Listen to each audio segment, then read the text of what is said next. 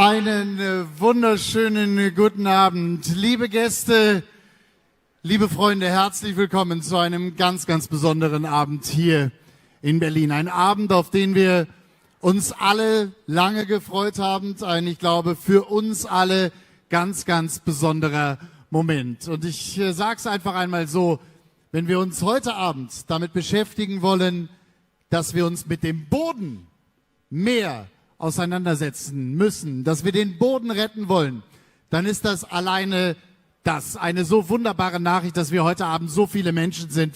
Fast 2000 Berlinerinnen und Berliner aus ganz Deutschland, aus ganz Europa angereist. Herzlich willkommen zu SaveSoil. Schön, dass ihr da seid.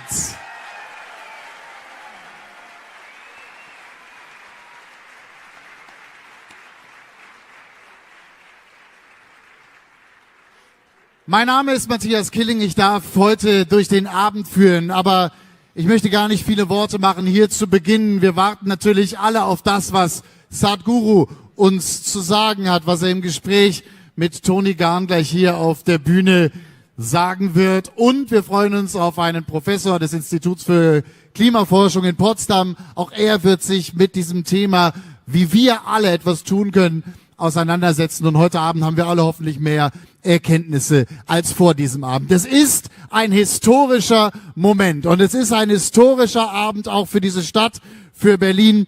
Dass Sadhguru hier ist, ich glaube, alleine das ist noch einmal einen riesengroßen Applaus. Welcome to Berlin, Sadhguru. It's such a pleasure to have you here. So we are so happy.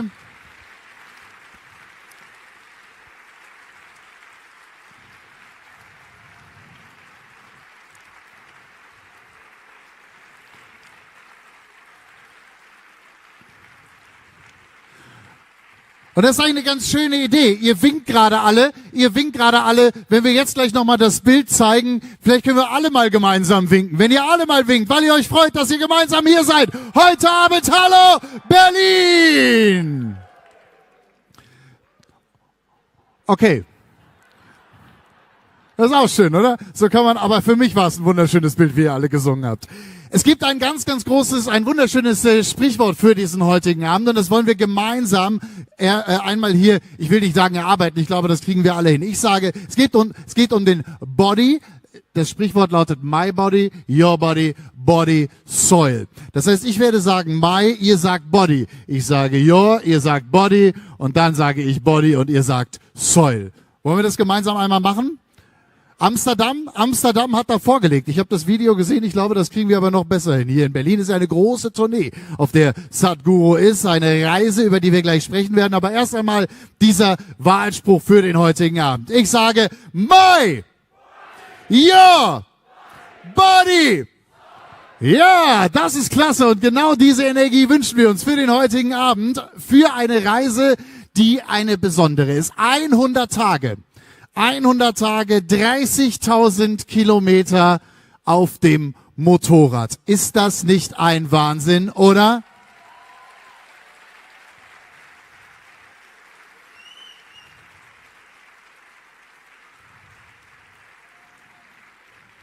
Da geht das Winken wieder los. Ja, jetzt klappt's. Schaut mal hier. Wunderbar. Warum sind wir hier? Warum seid ihr heute Abend hier? Weil wir eine Verantwortung haben. Weil jeder von uns eine Verantwortung hat für die Zukunft. Jeder von uns hat eine Verantwortung für die Zukunft unserer Kinder, unserer Enkelkinder, aber auch jeder hat eine Verantwortung für das Hier und Jetzt. Und während wir heute Abend 2 Stunden lang miteinander sprechen, wenn wir diesen Abend genießen, in diesen 2 Stunden werden auf der gesamten Welt, und das ist eine unglaubliche Zahl, wie ich finde, 2000 Fußballfelder nährstoffreicher Boden vernichtet. In 2 Stunden. Wir müssen jetzt was tun. Wir müssen jetzt in Action gehen. Wir müssen jetzt darüber reden. Wir müssen die Botschaft verteilen und jeder von uns muss etwas tun. Leute, das ist die Verantwortung unserer Generation und ihr seid hier und ihr werdet dieser Verantwortung gerecht und dafür jetzt schon ein riesengroßes Dankeschön. Sonst wärt ihr nicht hier. Ich freue mich darüber, dass ihr da seid.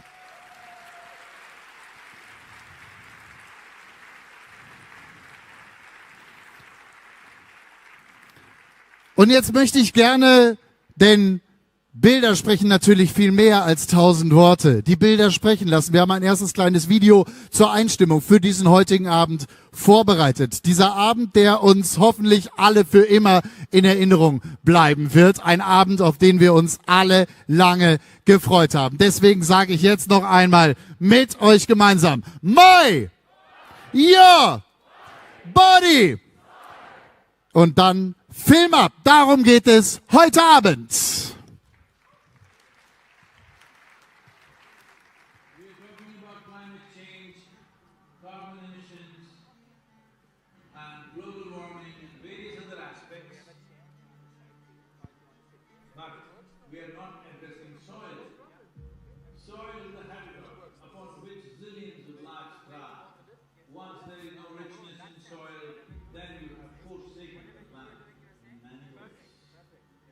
Every responsible scientist in the world and the UN agencies are clearly saying we have only 80 to 100 harvests left. That means approximately 45 to 50 years of agricultural soil left on the planet. By 2045, we will be producing 40% less food than what we are producing right now, and our populations will be 9.3 billion people. The food shortages that could manifest in the next 25 years. The consequences of that is unimaginable. Civil wars will unfold across the world once there is food shortage. What we are facing now is soil extinction. Why is soil becoming extinct? Where is it going away? What is happening to our soil? We must understand, if you add organic content to sand, sand will turn into soil. If you remove all organic content from the soil, soil will become sand. In normal agricultural soil, the minimum organic content should be between 3 to 6%. The most minimum is 3%. At least this minimum to keep the soil alive, to keep the soil as living soil is a must. Agricultural soils across the world, the depletion is so heavy. In most countries, more than 50% of the topsoil is already gone in the last 100 years. The nutrient levels have dropped significantly. The level of micronutrients you would get from your food in early 20th century to what you're getting from the same food now has dropped 90%. If you ate one orange in 1920s, what you got from it? Now, in 2020, if you have to get the same, you will have to eat 8 oranges. This is what we have done to our food. Soil is the biggest ecosystem on the planet, and so few people know anything about it. 1 teaspoon healthy soil probably contains more microbes than there are people on Earth. The microbial life in the first 12 to 15 inches of topsoil is the basis of our existence. It is this magic beneath our feet which has produced the life that we are. This first 12 to 15 inches of soil is the basis of life for 87% of life on this planet, including you and me. We have to begin to recognize that what we call soil and the world is a living organism. Open soils, ripped open by plowing, open to sunlight, is the basis of destruction of microbial life. So the focus should be in agriculture, the focus should be on seeing that land is in the shade as much as possible. Some kind of shade, grasses, herbs, bushes, trees. Conscious Planet is launching SaveSoil movement to bring about a policy change to regenerate soil. As a part of this, I'm 65 and I'm riding 30,000 kilometers, a lone motorcycle journey, 30,000 kilometers across 24 nations to activate support from the citizenry to assure the government long-term investments will be appreciated. So it's extremely important that soil regeneration is enshrined in the policy of every government on the planet. We must change the narrative on the planet that soil is a wealth, a legacy we have received from previous generations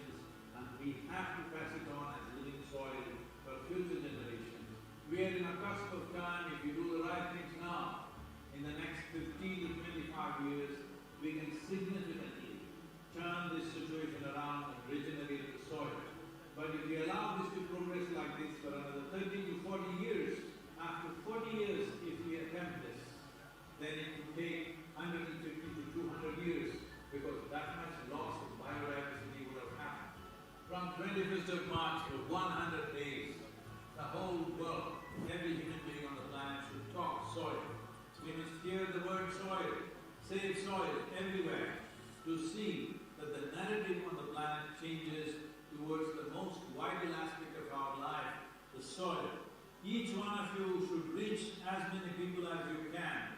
To make this happen, many global leaders and influencers are already participating in the movement. Be a part of this and let it make it happen.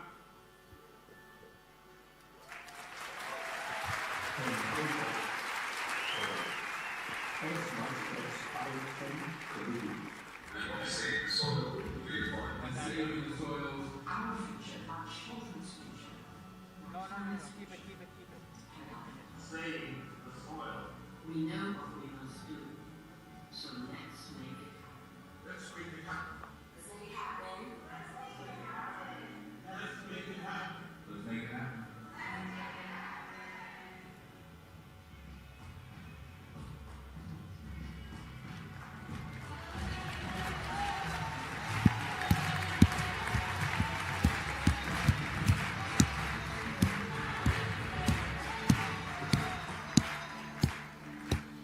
Let us make it happen. Was für ein einfacher Satz, in dem so viel Verantwortung steckt. Und ich weiß nicht, wie es euch geht. Ich habe jetzt, während ich diesen Film gerade noch einmal gesehen habe, viele Gedanken gehabt über Verantwortung. Ich habe aber einen Gedanken gehabt und den würde ich gerne mit euch teilen. Wir sind eine Gesellschaft geworden, die vieles zu selbstverständlich nimmt. Ich glaube, dass es in den letzten Wochen, während dieser fürchterliche Krieg in Europa herrscht, auch noch einmal ganz deutlich geworden, dass wir Freiheit, dass wir Demokratie schätzen können und dass wir das Ganze mehr ehren und mehr verteidigen müssen. Ich glaube, das ist mittlerweile jedem klar geworden. Aber wir müssen auch den Boden, jawohl, vielen Dank. Ich glaube, das haben wir aber mittlerweile alle verstanden. Aber wer hat denn bitte wie oft darüber nachgedacht, dass wir den Boden schätzen? Dass wir das schätzen, auf dem wir laufen. 95% unserer Ernährung stammt aus unserem Boden. Und nicht nur das, was wir aus dem Boden essen, sondern was die Tiere genauso essen. Und dann geht ja der Kreislauf erst los. 95%. Das heißt, wir müssen anfangen, und zwar jetzt, den Boden mehr zu schätzen. Deswegen der heutige Abend, deswegen die nächsten 100 Tage, deswegen diese Reise von Sadhguru. Und wir alle werden im Kleinen etwas dafür tun. Wir werden diese Botschaft weitertragen, indem wir es posten, indem wir bei Social Media davon erzählen, indem wir unseren Familien davon erzählen, unseren Freunden davon erzählen. Die wiederum erzählen es weiter. Und wir alle tun vor allem auch eins. Wenn wir in die Natur gehen, wir machen uns mehr Gedanken darüber, den Boden, die Natur, das, was unser Lebenselixier ist, zu schätzen. Ich glaube, da können wir alle etwas tun und wir werden alle gemeinsam etwas tun. Dankeschön dafür.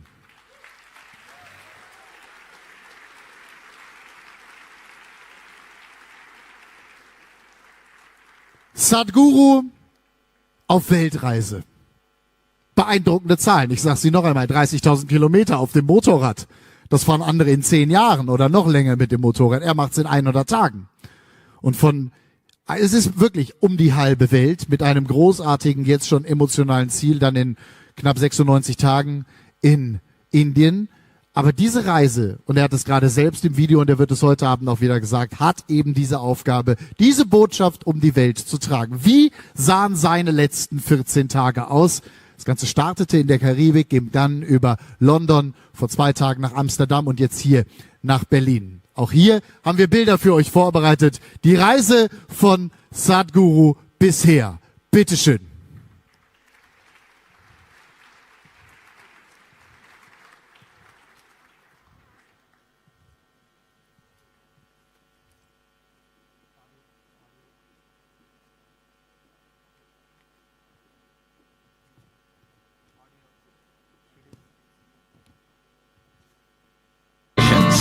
These pearls of the ocean, which are the Caribbean nations, are going through this fast.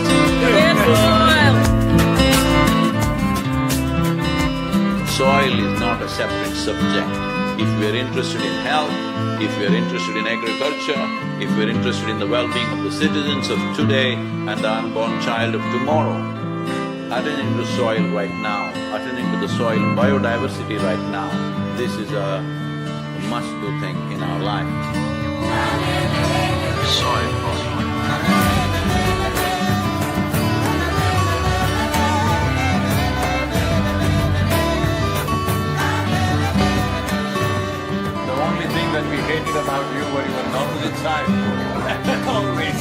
But otherwise, we could help loving you.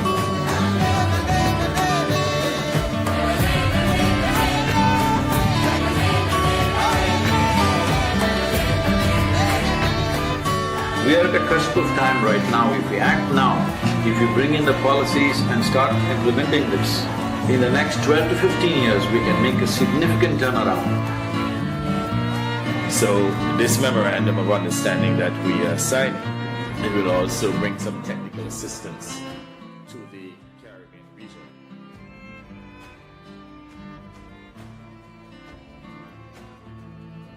This is a historic moment because here is the first step to turn around.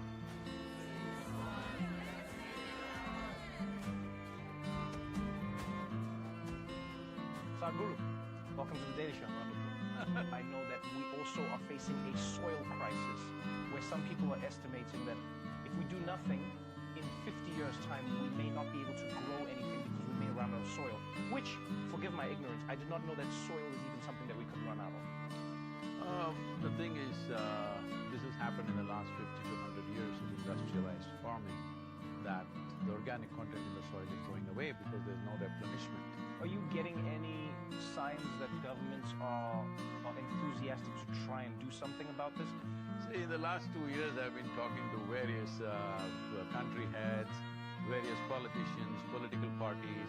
We have written to 730 political parties on the planet to make sure that they include soil and ecology as a part of their election manifestos, as their political philosophy.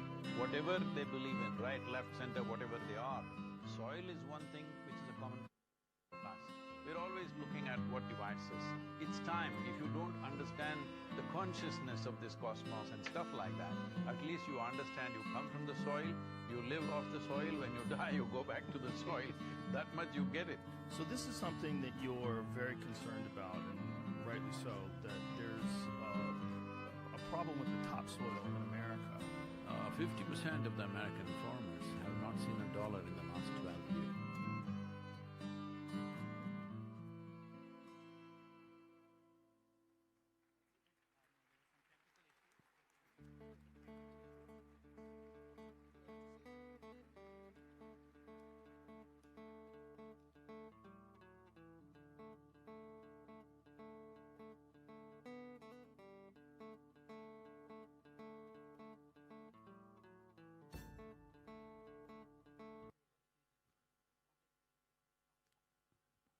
Tja, liebe Leute, so geht's dann auch manchmal. Also man muss sich das so vorstellen. Also erstmal vielen Dank für den Applaus gerade für das Video, der einen kleinen Teil nur gezeigt hat dieser Reise. Eigentlich sollte das Video noch etwas länger gehen, aber ihr habt das gehört, es gab da das eine oder andere kleine technische Problem. Aber, und das glaube ich ist wichtig, wir alle haben einen Eindruck davon bekommen, was passiert, was diese Reise ausgemacht hat, in der Karibik gestartet, über London nach Amsterdam und jetzt hier nach Berlin.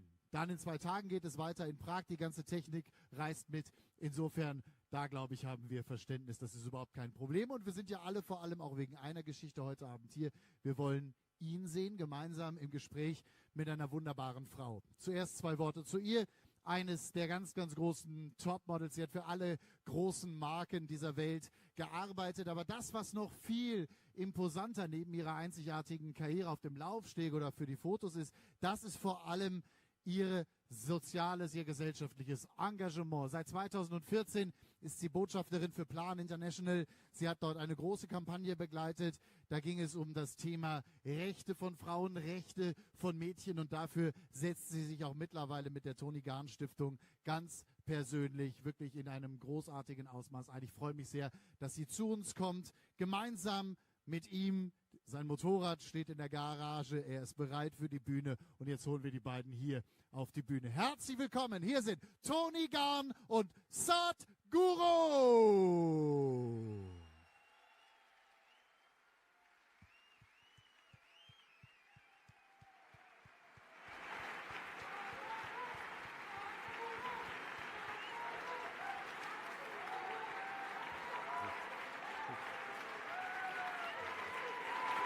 Sadhguru.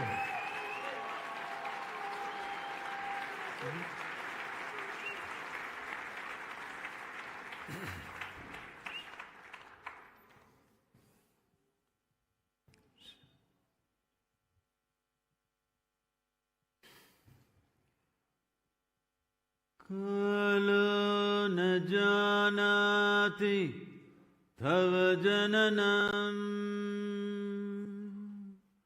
Kalo na janati tava samapanam. Drushto maya tava mahakaraha yogeshvara kala kala. Yogeshvara kala kala.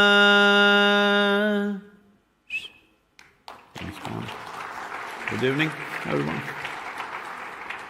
Toni, you're the boss now. I'm the boss. Oh gosh, don't say that. Hello everyone, good evening. Sadhguru, welcome to Berlin. Thank you. It is a huge honor of mine to welcome you to Germany, welcome you to Berlin. It is such an honor, I can't believe I'm sitting here. I was asked to do this yesterday, so bear with me everyone. First of all, I'd like to say thank you for you to go on this incredible journey, spread this very, very, very important message of saving our soil. We all begin as soil, we all end as soil. It is one of the most important messages of our lifetime. I was aware of the issues around soil through some agriculture nerds, I would say, in New York that have always taught me monoculture is a bad thing, biodiversity farming is so, so important. What I was not aware of and what really struck me as crucial and so horrible is the deficiency of nutrients that we're eating in our food now. I have an 8-month-old at home that I'm trying to feed healthy food every day. My first question to you is, how is it possible to eat ourselves but feed the next generation vitamin-full, nutrient-full, healthy nutrition? That's a tough job if you're living in the world, unless if you're living in an urban center, it's definitely a challenge, because for that you have to live on a farm and grow your own food, which is definitely not practical.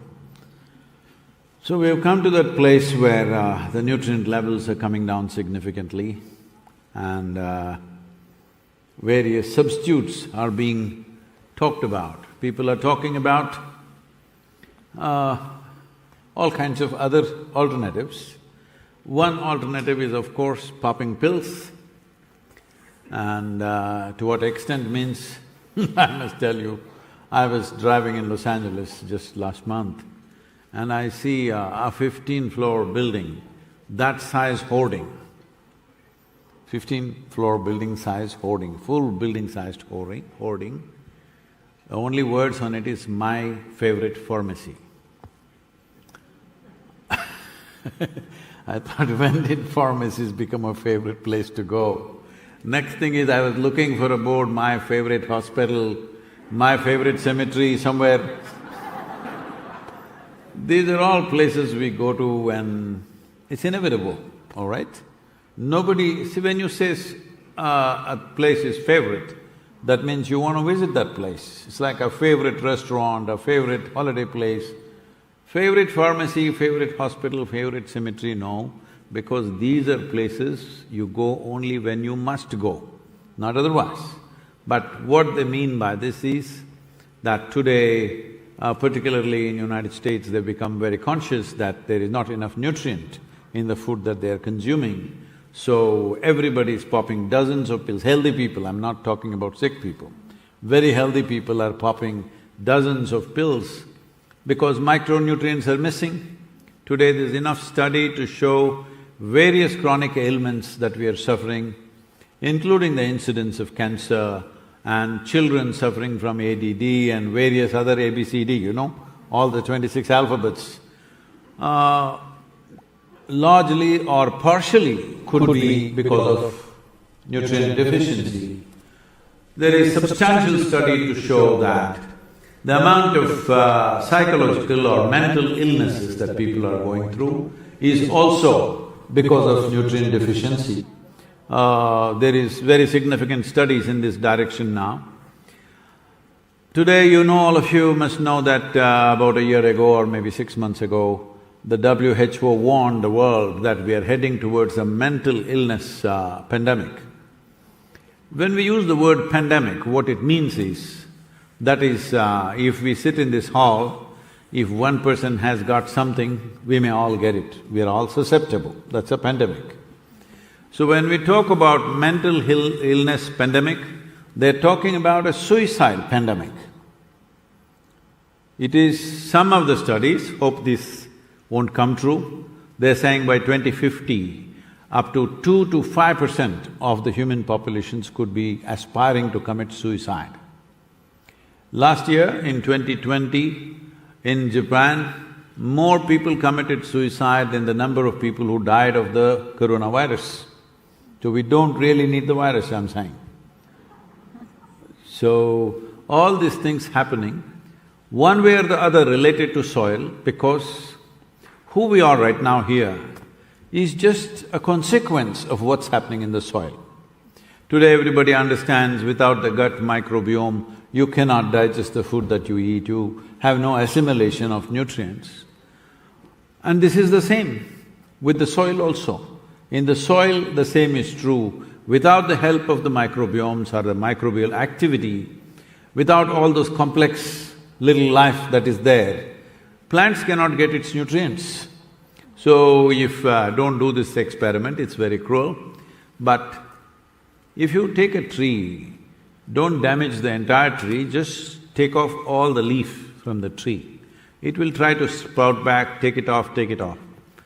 A tree will die within 12 to 18 months because only if the tree captures the carbon from the atmosphere, converts into carbon sugar and pumps it down into the soil, the microbes will give them food. Essentially, if the tree runs out of cash, this is the cash. Carbon sugar is the cash with which it buys its food. If you deprive it of its money, then it will die without nutrition. So, this green leaf is that important.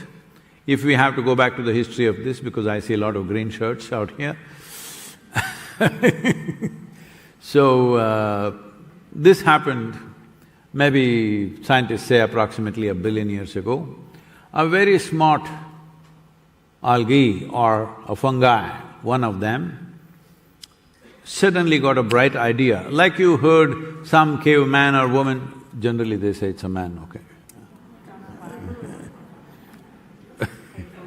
But you know, about who discovered the fire and learned how to cook their food with this fire. Maybe it was a woman, but because she set fire to the man, they said a caveman was on fire.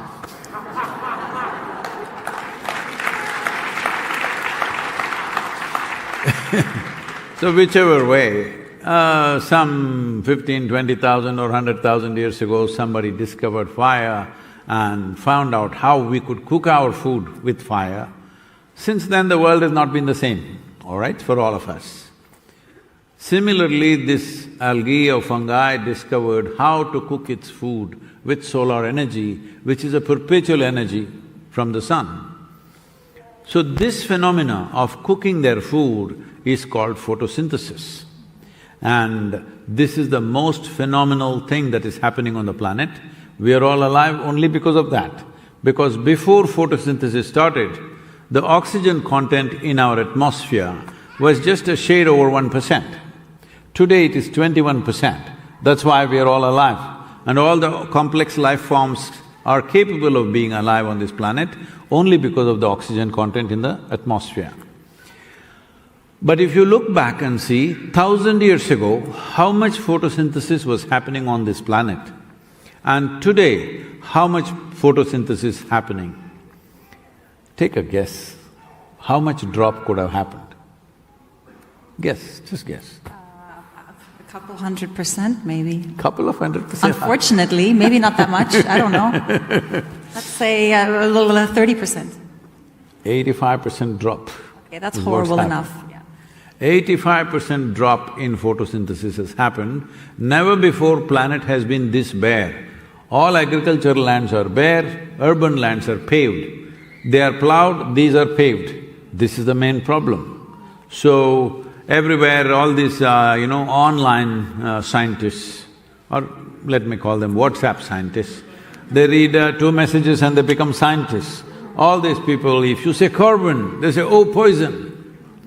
Carbon is not poison. We're all carbon life, hello? We're made of carbon.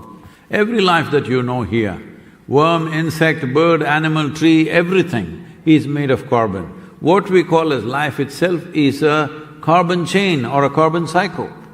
In this carbon cycle, the important part of exchange or continuity of this cycle is photosynthesis, and more important part is the soil. If it doesn't go into the soil constantly, we are breaking the carbon chain. If the carbon chain breaks, this means in some way we're dismantling the fundamental life infrastructure. That is what is happening right now.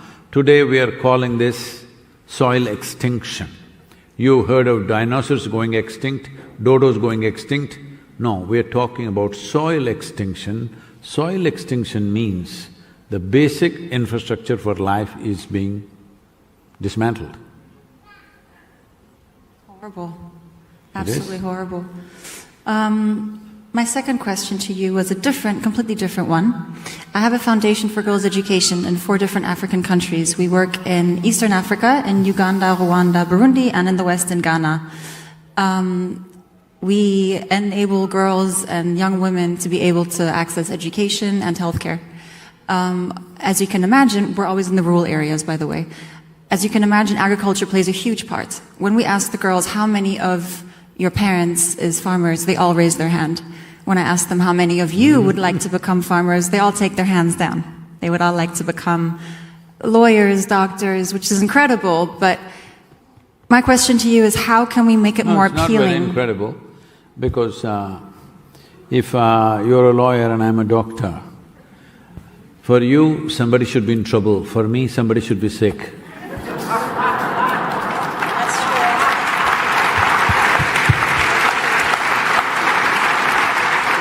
That's true. You would think being a farmer Farmers means incredible. That means somebody is eating good food. Exactly, and you get to be outside. This is what I'm trying to get at.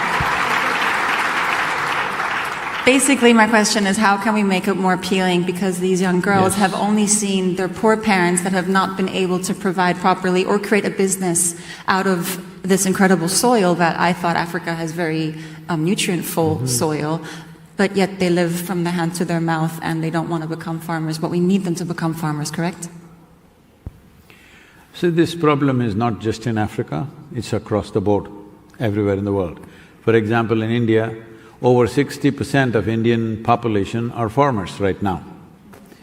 But we have not asked the children because we may draw zero. So we have asked the farmers, how many of you want your children to be farmers?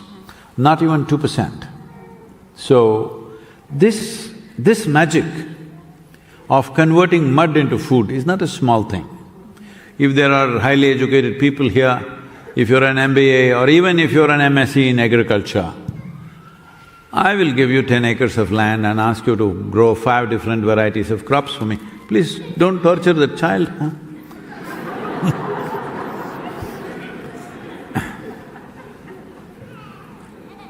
So, if you ask them to grow 5 different varieties of crops, believe me, highly educated people cannot do that, because we're taking agriculture for granted because people are functioning out of intrinsic knowledge, which they have gathered from hundreds of generations. So if this generation goes away in another 20 years or 25 years, who is going to perform this magic of mud to food? Once you lose that capability or that knowledge of doing this, well, the world will pay a very severe price, and this is not in one place in Africa, this is across the world, across the world. Why is this so? Why this is so is, see, for example, in United States, I'm taking United States as an example because one thing is it's the most affluent nation, another thing is a whole lot of things are better documented there than anywhere else.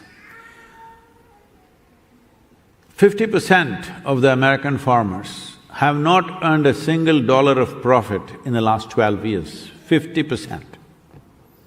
And the highest suicide rates among any professions in America is among the farmers. Whole families shooting themselves. Because For years on end, if you don't make $1, how do you survive? Loans will grow, input costs will grow, then you have no way to survive. The only way is to lose the land. So this is happening in India also, I'm sure it's happening everywhere else. In India, in the last 20 years, 300,000 farmers have committed suicide. Everybody says, oh, it's because of the bank loan, it's happened because of this, because of that. I'm asking you, any one of you or all of you, if you were a farmer, you were on the land, whatever loans you have, whatever troubles you have, if not for commercial purpose, even if you could grow food for your own family, would you kill yourself? Hello? Definitely not, isn't it? With Africa, the problem is migration. By 2032, it is expected there will be a migration of 1.2 billion people from across the world to urban centers. In India alone, 220 million people will migrate. Why are people migrating? If there was food on the land, why would they go somewhere? When people migrate in unplanned ways, because the countries that you mentioned, this is a massive problem in southern Europe, where when people drag their wives and children and try to go to another land where they don't know the language, they don't know how to live, how to survive, nothing, simply they're coming. What happens to children and women in this whole journey is most horrendous. And how they get exploited when they come to this new place is unspeakable. Terrible things are happening. Everybody keeps their mouth shut because these people have no identities, they have no ID card, nobody knows who they are, whether they live or die, there is no account of any kind. So this is happening. If you want to prevent this, if we want to stem migration, people who consciously migrate to some other place, it's their choice.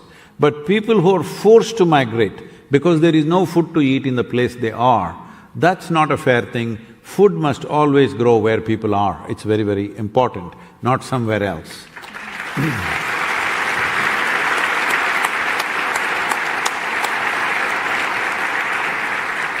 So this migration itself can be a massive disaster in the next 8 to 10 years. 1.2 billion people moving. The media will only report the number of deaths on the way. Nobody can report the suffering that people go through, the humiliations that they go through, the debasement that happens to women and children. These things can never be recorded by anybody. Only deaths will be counted, that also we don't know. So what can we do? No, this is not to draw a doomsday picture. Why we are doing this journey, why this movement is, because we are a unique generation, we are in a place, we are in a cusp of time right now. If we act now with the right kind of policies, why I'm insisting on policies, see, let's say you own some land, I own some land, you take really good care of your land, I do the same. But what is the guarantee the next generation won't mess it up, as we have already?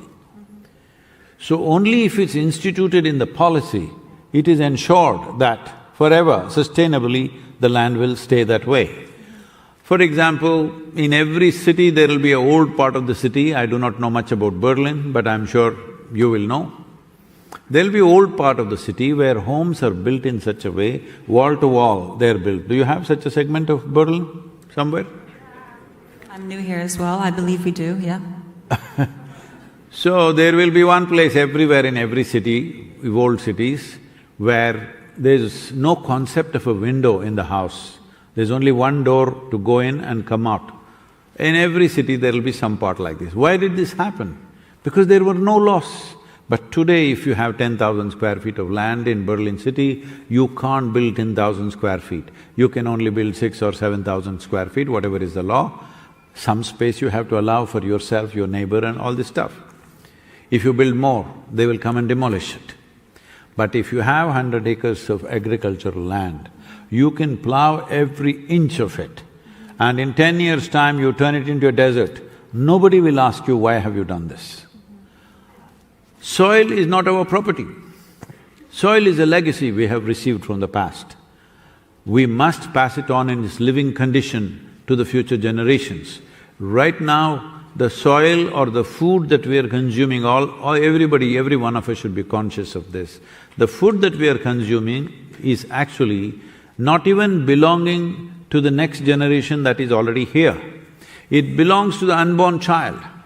Eating up the food allotted for the unborn child, in my emotion, feels like a crime against humanity to me. An unborn child who has no way to defend himself or herself, you already eat up their food, when they come there is no food here. This is a real crime against humanity. But that's exactly what we're doing, simply because everybody, last 2 years I've been traveling, 25 years we've been doing this work. Last 2 years particularly I've been traveling and meeting various people, government officials, ministers, variety of people and scientists. What I see is… Change? Any success there? Are they open for that kind of Yes, change? what I see is everybody knows what's the problem and everybody knows what's the solution. Everybody says, Sadhguru, yes, it must be done. Then I realized everybody knows the problem, everybody generally knows the solution. They were just waiting for an idiot to bell the cat. Here I am.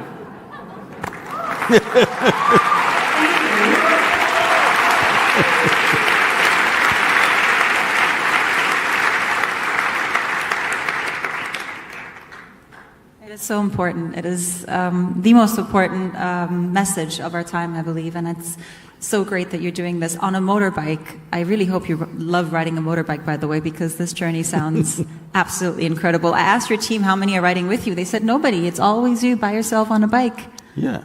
Wow. Well… It's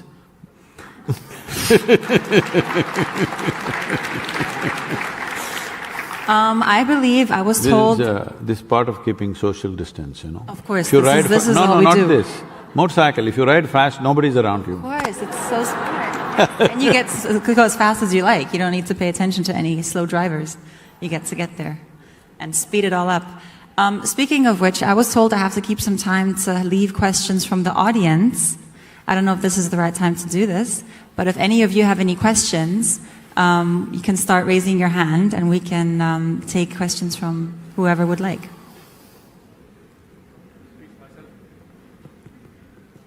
Okay, I'll start with this guy straight ahead.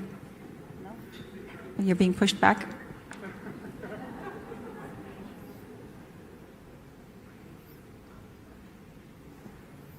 Oh, he's getting a mic, okay.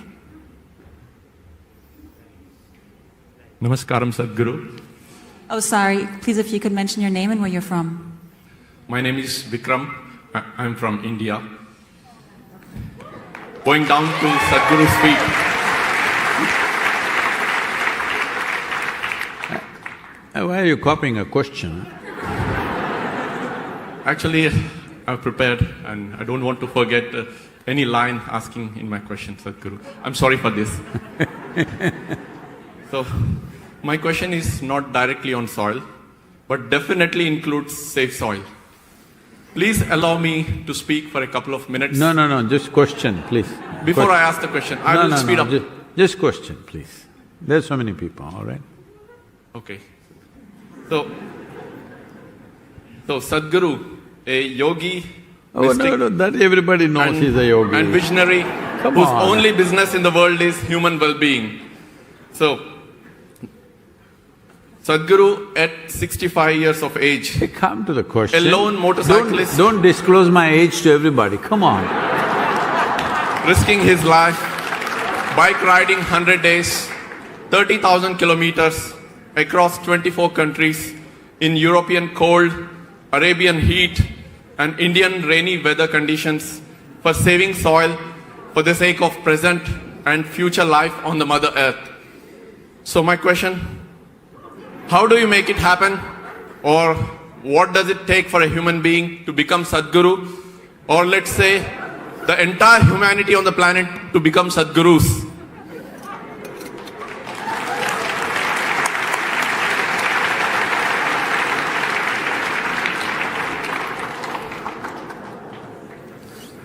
See, we are in a democratic setup in the world, largely. Most nations are democratically ruled. What this means is that Actually, in Tamil language, it is appropriately described. The word democracy in Tamil means jananayakam. That means people's rule, or people are the rulers, that's what it means, that's what it is. So the most important thing about democracy is, whether you are a king or a pauper, whether you have a full brain or a half brain, you're a guru or no guru, you're a man or a woman, whatever you are, you just got only one vote. Hello? One person, only one vote. So at least on one level, everybody is leveled out. After that they can climb, somebody's, upper region, somebody in the lower regions. That happens in a society, you can't help, and it's okay. But every 5 years, everybody is leveled down because everybody has only one vote, and you also have one vote. Vote, I will leave it to you, what your discretion is about how you use your vote, I will leave that to you. I don't want to get political. But your voice is as important as your vote. Your voice is also a mandate for the government. Till now, in any country, just in any country, have people express, at least 60% of the voting population, have they expressed that we are concerned about the long-term issues of this nation? No, they're just asking, we want 1% discount in tax, we want this benefit, that benefit, and that's what they're getting. The whole administration and policy making is always about taxes, petrol price, this price, that price. This is all the entire world's economy is discussing about. Once in a way, in these UN-related, agencies having these conferences, they're talking about how to fix the world. But everybody has learned to attend conferences and go back home.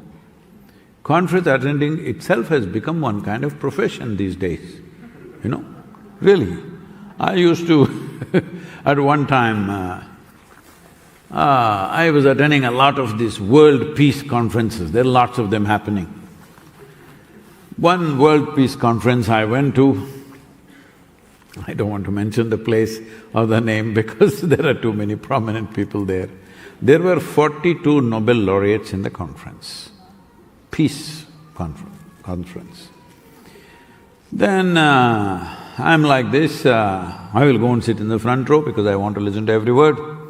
I have not gone there for entertainment. So this was going on the second or third day, afternoon at 2 o'clock, one Nobel laureate comes on stage and goes behind this thing, and he's come with a bunch of pages. He opened it up, and at 2 o'clock in the afternoon he started reading. I was just counting the pages. 42 pages he read, without looking up even once. He just read 42 pages. I looked around, the hall was really peaceful. Literally everybody except the security and staff who were standing and myself, everybody were dozing. Then my chance to speak is just after this man. So, I opened up my bullhorn kind of voice and did a chant, then they all woke up. Then I said, see, we're talking about world peace. How many of you can genuinely put your hand on your heart and say that your mind is peaceful?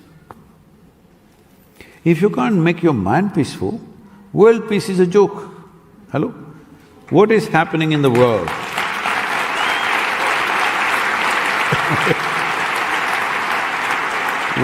What is happening in the world is just an enlarged manifestation of what's happening in human minds. If human minds were really peaceful, why would the world not be peaceful? They were sincere enough to admit, no, Sadhguru, we are not peaceful. Then first, is it not the thing to address? Because the world is very peaceful if human beings were not here. Isn't it very, very peaceful? And if you're really serious, this is what you should do. And I stopped going to these world peace conferences, I don't know if they're still happening, they must be happening somewhere. Then I realized, then I asked why in the afternoon everybody was, like without exception, everybody was asleep. They said, no, Sadhguru, yesterday evening there was a Bacardi festival. Oh. Festival, free drinks were there, so everybody drank and today afternoon they're dozing off in the conference, all right? So, world can become peaceful if everybody gets drunk. World can become peaceful if everybody is drugged out. World can also become peaceful if all of us are just dead. But that is not the way to become peaceful. To be dynamically active, to be involved and still be peaceful. For this, individual people have to become peaceful. Just like that. Now coming to the soil, see the problem with the world is this, when people have to get something, they're all special people. Oh, why I didn't get my share or my rights and everything. When they have to contribute something, they become so small. I'm just a small guy, you know. I must tell you this happened long time ago, in 18th century, this happened. People believed there are other people on the moon. And they decided they want to talk to them. Let's say it's Berlin. They decided we must talk to them, who is there on the moon. How to communicate? They said if all of us come on our rooftops and really shout in one voice, they will hear and let's see what they say. Because moon is just here, right? This happened, a joke inside a joke, okay? Are you all right? Are you all right? Shankaran Pillai went for a job in… Even you know Shankaran Pillai? Shankaran Pillai, you don't know him, I'm introducing. He's a South Indian man, okay? Not a person, he's a man. So he went for a job interview in Bangalore. So the interviewer was looking at various things and then he asked one question. Which is closer, moon or Mumbai? Shankaran Pillai said, moon. He said, how do you say that? How is moon closer than Mumbai? He said, I can see the moon, I can't see Mumbai.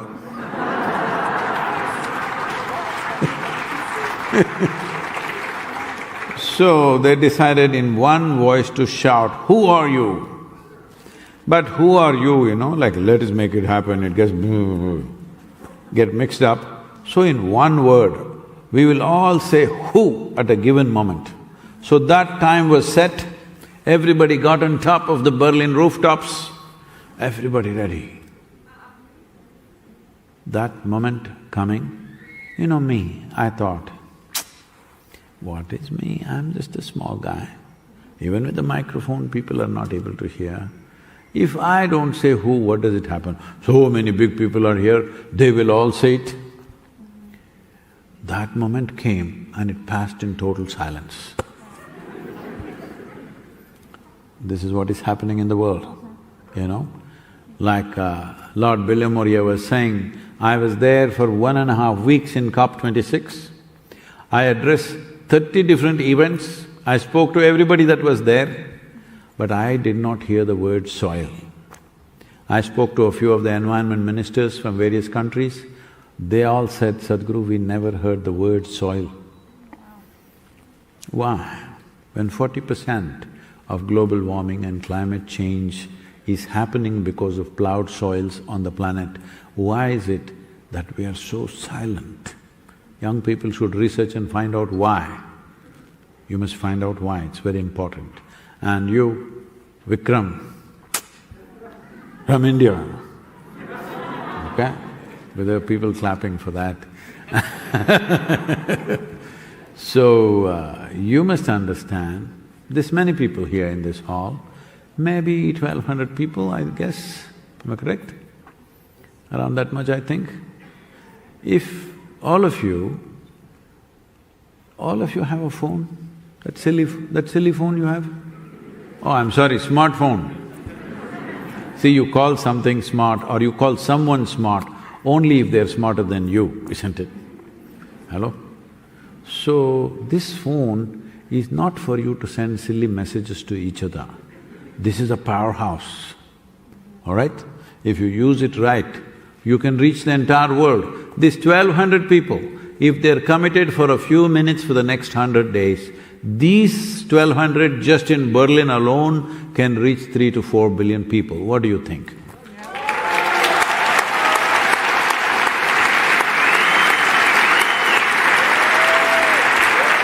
But, you know, London people are doing, Delhi people are doing, oh, even in Dubai, 10,000 people will gather. What is it? We are just 1,200 people. Let us go home and suck our thumb or drink Bacardis. then it won't work. This is the only reason why it's not happened, because human beings have not expressed their responsibility. They're acting like because we always they think don't someone belong else here. will do it. Someone else will do it, he'll do it, she'll do it. Children? We always think someone else will do it. I really like that moon story. Yeah. Yeah. Well, let's all get on it and let's all create change and let's all do it. What I really want to know is what did you say after that peace talk when you got up there? What was your peace talk? What were you saying? Do you remember? What did I say on After the Nobel Peace guy spoke with the 42 pages. Do you remember what what I he asked said? them, have any one of you, genuinely can you say, your mind is peaceful? They admitted, no, we are not peaceful, because we are worried about the world peace. And hungover. If you're not peaceful, how will you ever make world peaceful? See, if my hands are dirty, the more I touch you, the more you will also become dirty. The best thing is to stay away, isn't it? So if these hands are dirty, first thing is to clean these hands, isn't it? So if this is not peaceful, first thing is to make this one peaceful. No, I want to make you peaceful. This is the problem.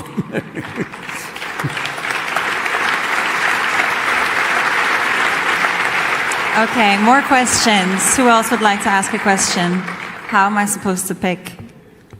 Would you like to pick, Sadhguru? Would you like to pick? I think they'd love if you pick. Really? You're the boss.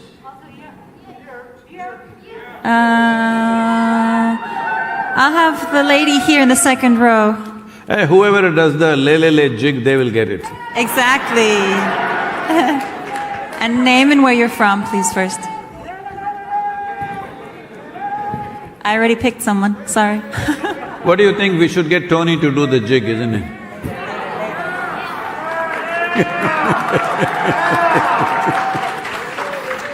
Namaskaram, Sadhguru. My name is Manali Shetty from India. Oh. I have a story about why Indians ask so many questions. Okay. My question is, I do not belong to a farmer's family and I have grown up in a modern city with no proper awareness about soil saving. So, do you think this saving soil awareness should be introduced in the early age of students' life in education system? I would have done that, but we can't roll back time, so we have chosen to do it right now with you. See, this is another thing that's going on, particularly in Europe, also in United States, beginning to infect India. This is everybody's, let's go to the schools and activate the children. They must know all these companies which are destroying the world. Please, children below 15 years of age, do not put negative emotions into them about anything or anybody.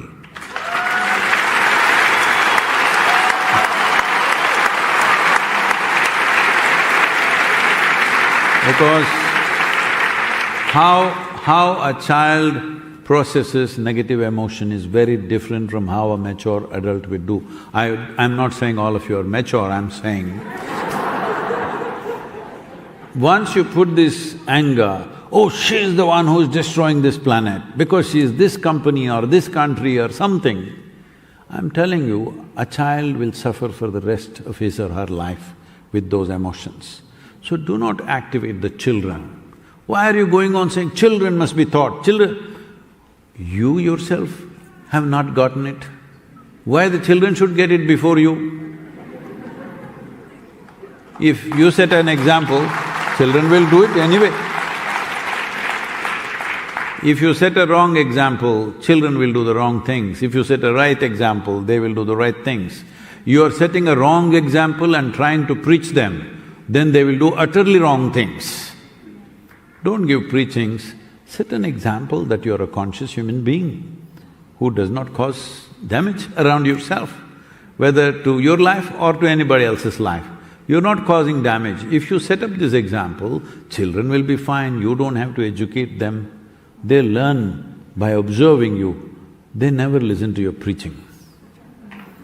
And I'm glad they don't. Amen to that. Be a good example. Wow.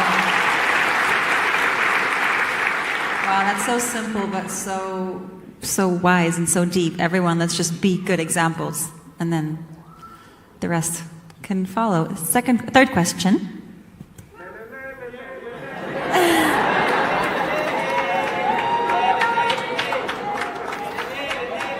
Okay, you're singing very loud over there. I'll take you, Mr. Pink Shirt.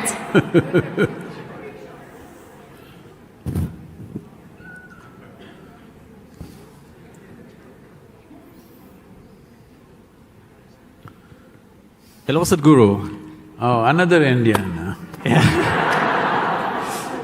My name is Igor. I'm from Hamburg, from Germany.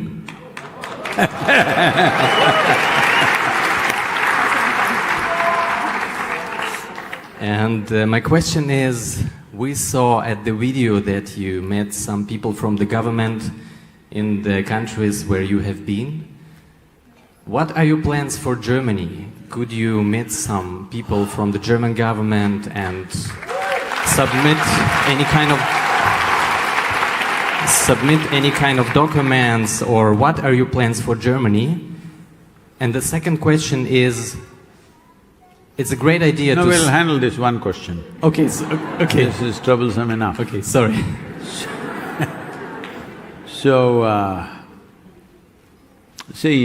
We had planned our route in a certain way that we would have come to northern part of Europe, that's let's say Berlin, in mid-April according to our initial plan.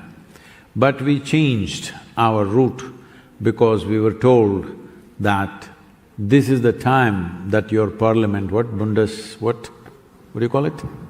Bundestag. Bundestag? Okay, that one. I'm not getting that. Anyway, the parliament is meeting only for these 4 days. So we rejigged the whole route and took the risk of coming to northern Europe and riding through this part of the country or this part of the continent in March, because generally March could be very cold. As we go further east, it could be icy, the roads could be icy. Icy roads and motorcycles are not friendly, you know, they don't like each other. So, because of that we had planned differently. Because of the parliament meeting, we did this. But now, wherever you go, there is almost like an agreement, don't handle anything except the war. It looks like this kind of instructions are even gone to the major media, nothing but the war must be reported, okay? So, everywhere it's war. This week, the German parliament was… not the German parliament, I'm sorry. The European Union was supposed to announce regenerative agricultural policy. So, in expectation of that, we decided to come at this time. But now they are saying it is postponed by 2 years because of the war. Where do you get in the last 50 years, where has there been a 2-year period when there was no war? Human beings have been constantly fighting with somebody.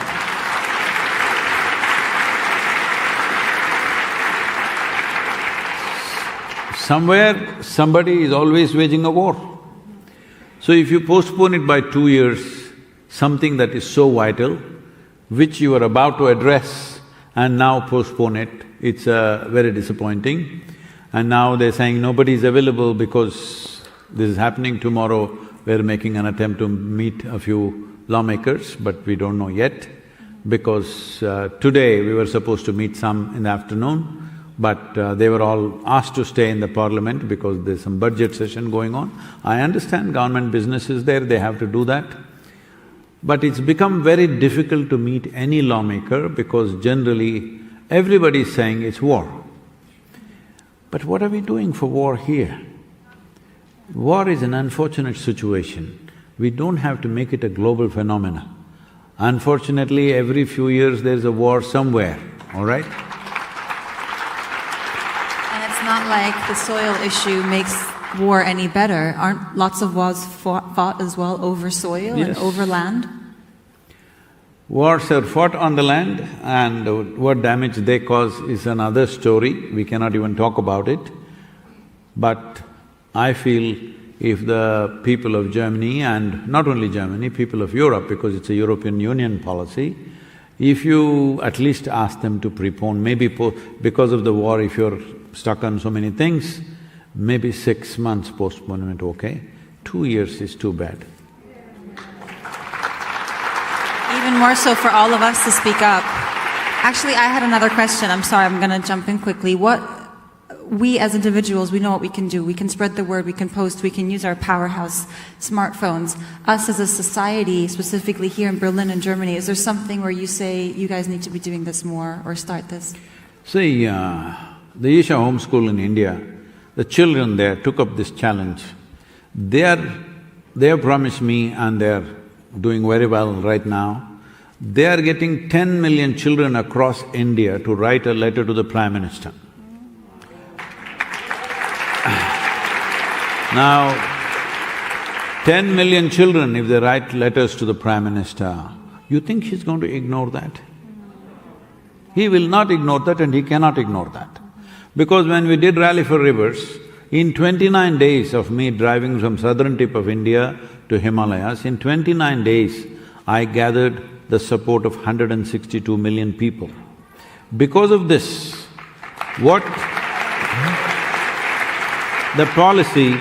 the policy document that we produced as to how to manage Indian rivers, a 760-page document, when we gave it to the Prime Minister, and then it went into the Planning Commission and it went through the whole process, within 3.5 months, this became the official policy for 28 states in India. Today, as a part of Rally for Rivers, we started manifesting this plan that we made in the policy in one river basin called Kaveri. The project is called Kaveri Calling. So here, it is 83,000 square kilometers of land, 5.2 million farmers live and work in this river basin. Because of the success of this project, 4 UN agencies are partners with us today, and the government, the central government, seeing the success of this project, on the basis of this project, replicating this project, they made detailed project reports for 13 river basins. And just now, 4 days ago, they announced a budget of $2.5 billion as a budget for these 13 river basins. This is the way policy moves. Well, it took us 7 to 8 years to change certain policies which are restrictive, to remove those rules so that farmers could actually plant trees on their land. And now it took another 5 years before they would allocate a budget. But this is how the government and the machinery of the government moves. But this is a sure thing, because once the government policy, once it is enshrined in the government policy, budget will come, government machinery will start moving in that direction, only then something real will happen. Otherwise, when I say fix the soil, save the soil, you go home and start fixing your garden. Well, that's very cute, but it's not a solution. It is not a solution. You fix your land, I fix my land, wonderful, but this is not a solution, because 71% of the world's land is agriculture. If you don't change that, this will not change. And when it comes to soil and ecology, national boundaries are meaningless, okay? When it comes to life, life per se. National boundaries mean nothing, these are lines that we have drawn in our own heads.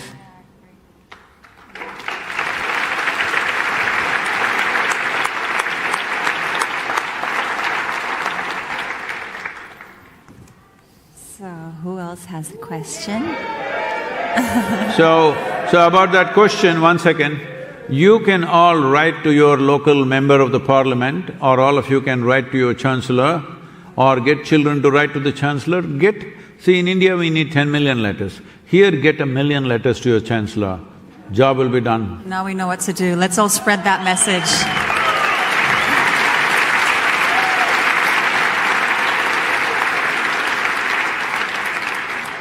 I've already been chosen. Choose somebody from the upper world, you know. Okay. Where are you? Here! Everyone's waving. Oh, straight ahead. I don't know if you can see her. She's behind the cameraman. Hi. Yes. Thank you for being here. I'm a little nervous. I am 20, I'm Lena, and I'm from Germany. Hey, this is not a confession, okay? Alright. And I'm an addict. No. I grew up on a farm. My grandparents are farmers. And I decided for myself that I want to take a different path and like moving to the city, studying. How can I have a healthy life with the nutrients I need, with the like food I get here in the supermarket, but also not like buying avocados from like, I don't know, 10,000 miles away to get that. How is that possible? How can I keep that balance like in my personal life? Oh, I thought you wanted to go back to the farm. No. So, this issue that you brought up, and what I also said about India, about how many people in the next generation want to go into farming. The only way you can send them back to farming is to make it so lucrative that if not more, at least they earn as much as a lawyer or a doctor or an engineer. The farmer must earn as much. Only then next generation will go.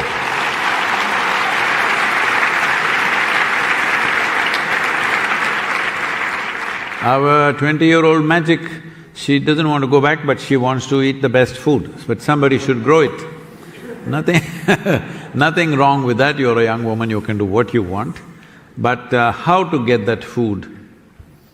Well, in a large city, I cannot say how because you can only buy it in a store. You growing your own food is not a practical solution. If you want, you can have an avocado tree, that's easy to grow, okay?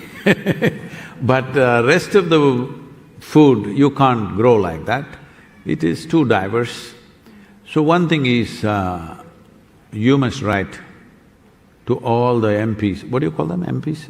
Prime Ministers? No, ministers. Ministers. No, not ministers, the local representatives, parliamentary representatives. Members of the parliament? Bundestagsabgeordnete, there we go. I grew up English speaking as well, so I'm a little behind as well. What? Bundestagsabgeordnete. Okay, to all those guys, Abgeordnete. you… Minister, ich sag Minister.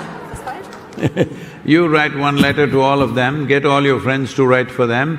Above all, as I said, these 1,200 people, you move 3 to 4 billion people, I will see it becomes part of the policy that there must be a minimum of that much organic content.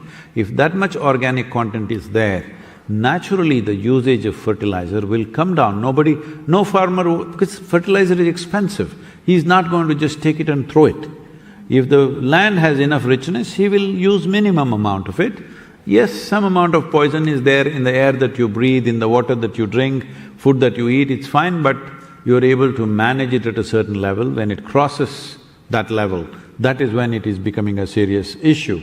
So, how much should be there? Right now, European Union has come up with a stringent law. How much fertilizer residue or how much pesticide residue can be there in your vegetables and fruits. There is some kind of a law, which I think Europe has the best law compared to any other part of the world.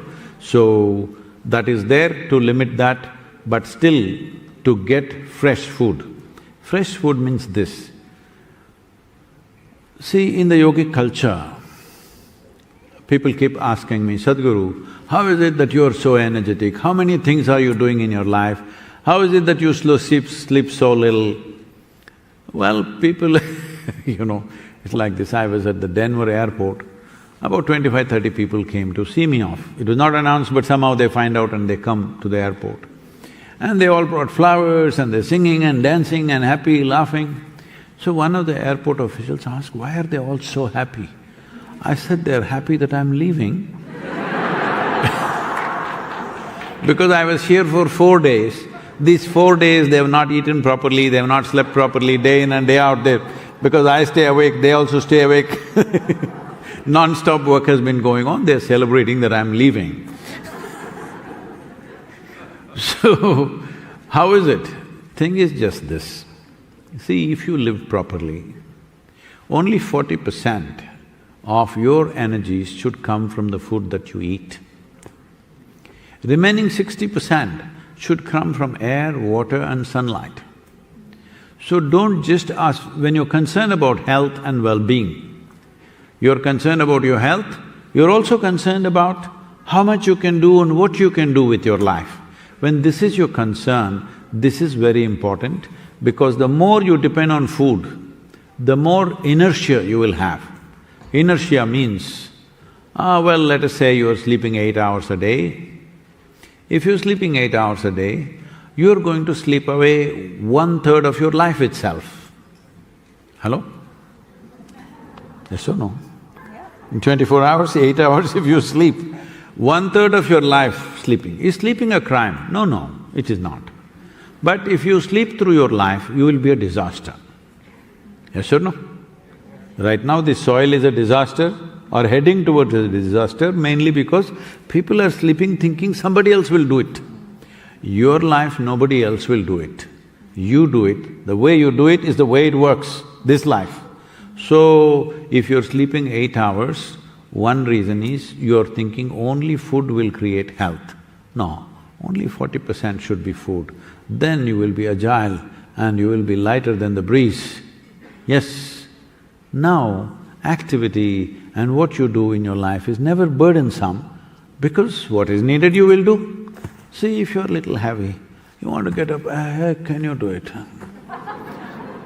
For me, if you're light, boom, you'll get up. You look at a child, before you tell him, he will run, isn't it? Before you tell them anything, they're already there. Because they enjoy moving their body. They just love it, just to run and hop and jump for no reason, simply because body is feeling like that, joyful. So, to become like this, you need to do certain things, not only about how you eat, yes, it's important, how you breathe, how you drink water, not only what you eat, but how you eat also you must bring. In this group, I can't do all this, but you must pay some attention about this. Above all, see, Germany is a nation known for its engineering. For example, when would you say a machine is well engineered? When it does just what you want, all right? If your car behaves the way you want, you say, this is a great car. If you want to go like this, it goes like this. This is not a great car. Right now, just look at yourself. You say you want to be peaceful, it does something else. You say you want to be joyful, it does something else. You say you want to be loving, it does something else. Today is my birthday, I'm not going to fight with anybody, boom, that day.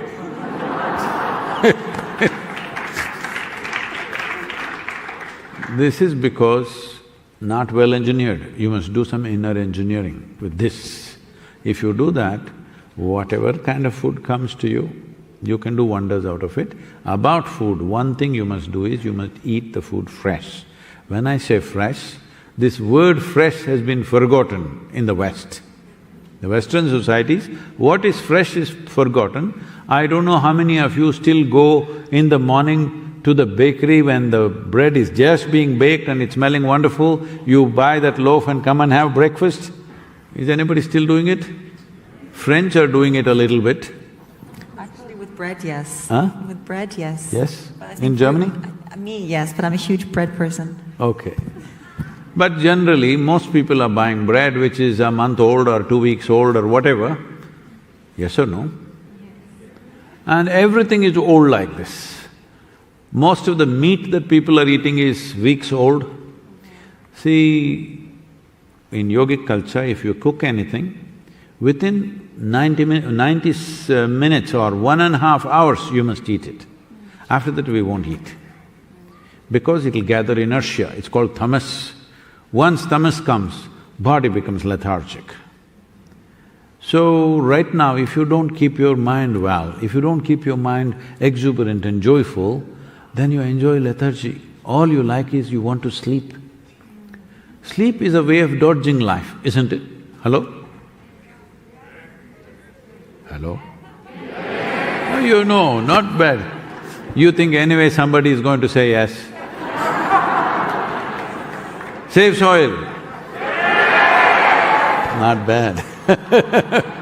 So, from now on, you just have to pay a little attention. There's a lot of material we've put out about food and inner engineering. Please look it up because how you keep this machine. This is the most sophisticated machine on the planet. Do you agree with me? Yes. This machine, have you read the user's manual? If you don't read the user's manual, you're operating it by accident. Accidentally, sometimes you're happy, sometimes you're joyful, sometimes this. If somebody does something, boom, it'll plummet. This is very important. How you are or how you experience your life must be determined by you. What you do in the world, there are many forces what to do, according to them you have to do. But how you are within yourself must be determined by you and you alone, yes or no? Yes. This moment I am joyful or miserable must be determined by me, not by somebody else. If somebody else decides this, then you eat all the best food, it'll all go waste. So it's very important, you must understand the food that we eat, the way we breathe, the way we sit, the way we stand, all these things are a little bit of engineering. If you engineer this properly, then this will function just the way you want. In our lives, see, what the world throws at us is not our choice. What we make out of it is 100% our choice.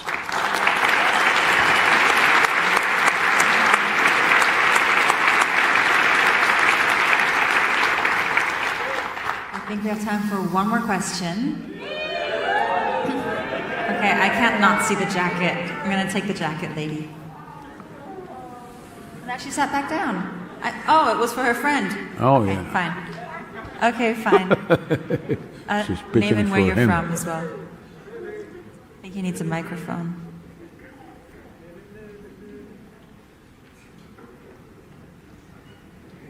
Hey, your partner, she's a good campaigner. Give her to me for… give her to me for 100 days, huh?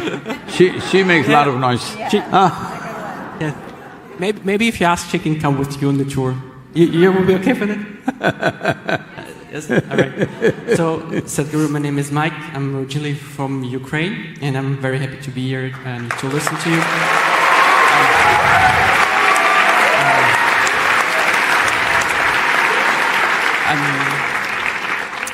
So my question is the following. You've been talking a lot about policies.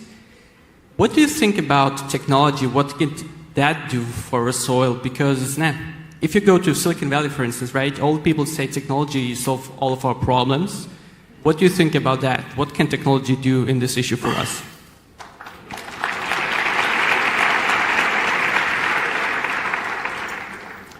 See, with technology, because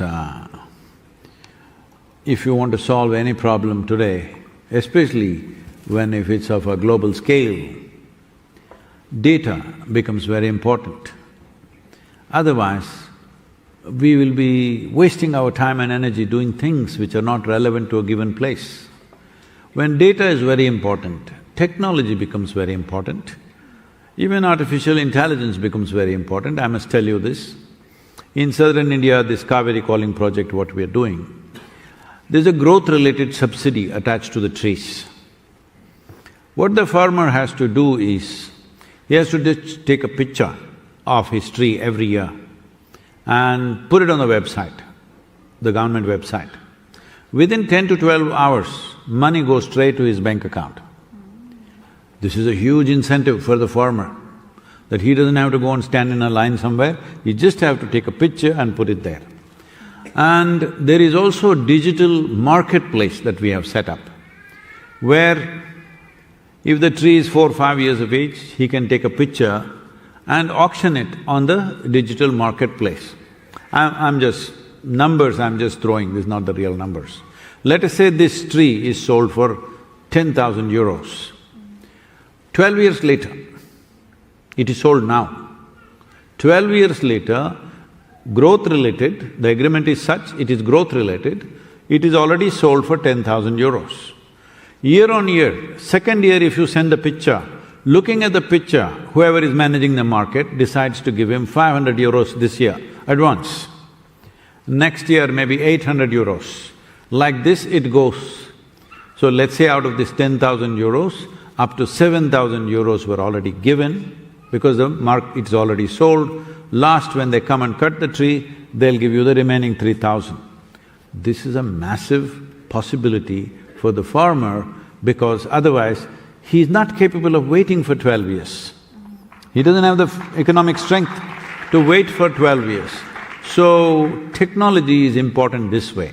But at the same time, I would like to warn you because I planted myself in California for 25 days a couple of months ago because many people were to be met there. And every second day somebody comes up to me and says, Sadhguru, my friend has created this fantastic app, it can solve all the problems. See, what is the food app in Berlin? Food delivery? Yeah.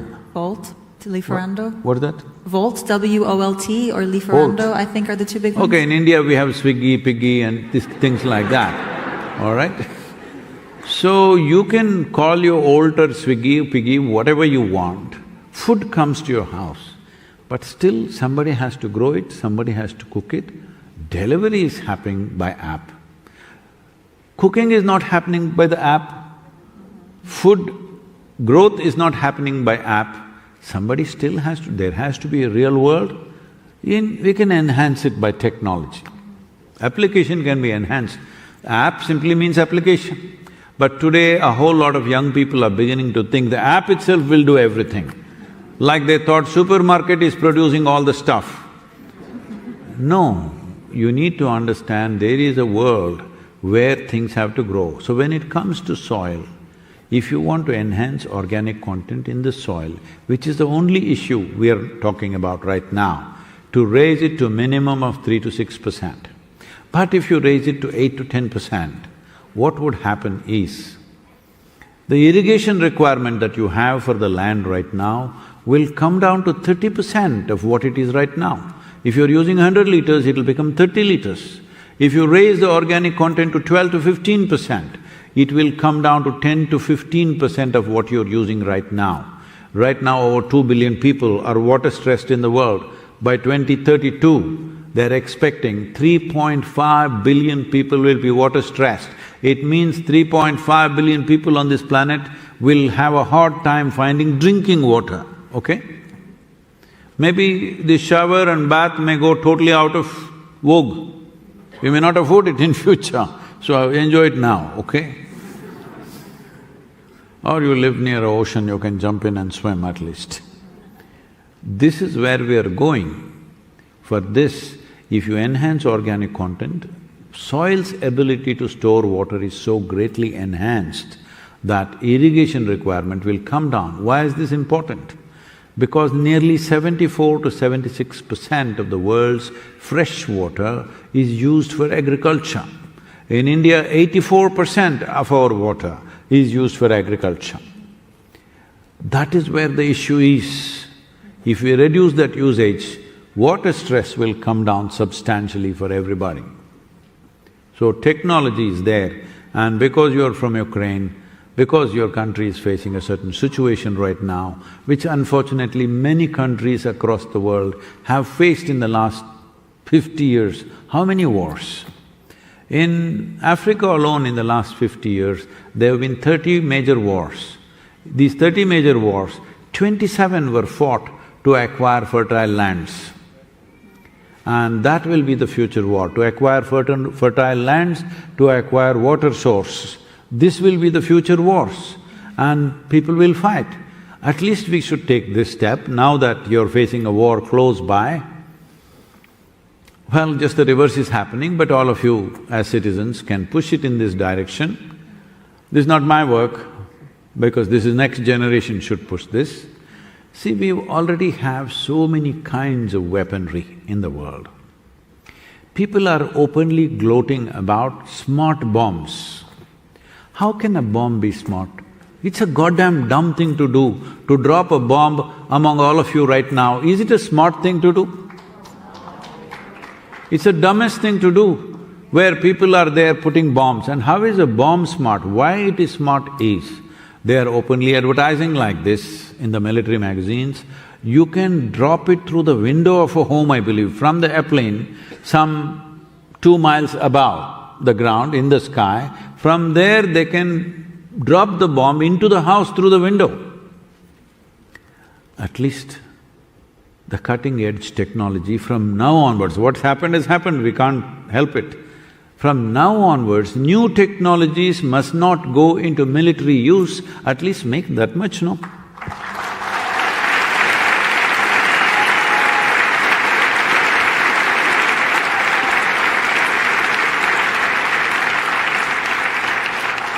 Smarter and smarter ways to kill people.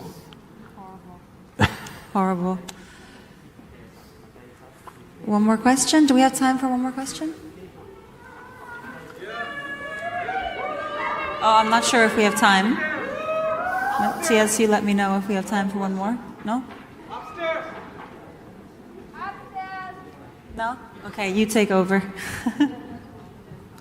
I'm so sorry for that, but thanks a lot. I know it's a very emotional moment, I think, for the most of us. Sadhguru, thank you so much. I am deeply impressed, and I think everybody of you is deeply impressed as well, right?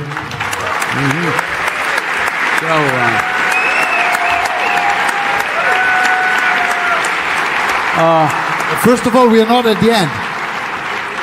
We are not at the end because there's another chair coming on stage, because we have another guest. But first, I have to say we have one task for tomorrow. Everybody of us has one task for tomorrow. We have to write a letter to the Bundeskanzleramt, where the Chancellor Olaf Scholz is working. The Bundeskanzleramt, the address is Willy Brandt-Straße 1, 10557 Berlin. So everybody of us has to write a letter tomorrow in the morning. Okay. Maybe make a picture of this situation. One important thing is, whenever you mention anything ecological or environmental, always people are talking about whose face should be smashed now. Oh, this company is doing all the evil, that country is doing all the evil. We must drop this. All of us are partners in this destruction. Right. All of us can be partners in turning it around. And we will follow it. So, let's make the stage free for our second guest. This is Professor Dr. Johann Röckström. He's the director of the Potsdam Institute for Climate Impact Research and professor at the Institute of Earth and Environmental Science at Potsdam University, and professor in water systems and global sustainability at Stockholm University. One of the most famous professors in our world, and we are very impressed to have him here to be with you on stage. Ladies and gentlemen, please give a big hand for Professor Johann Röckström.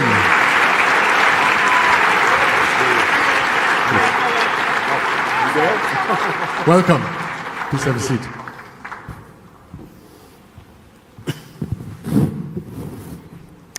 Professor. Well, it's an honor, wonderful to be here with you. Do you hear me?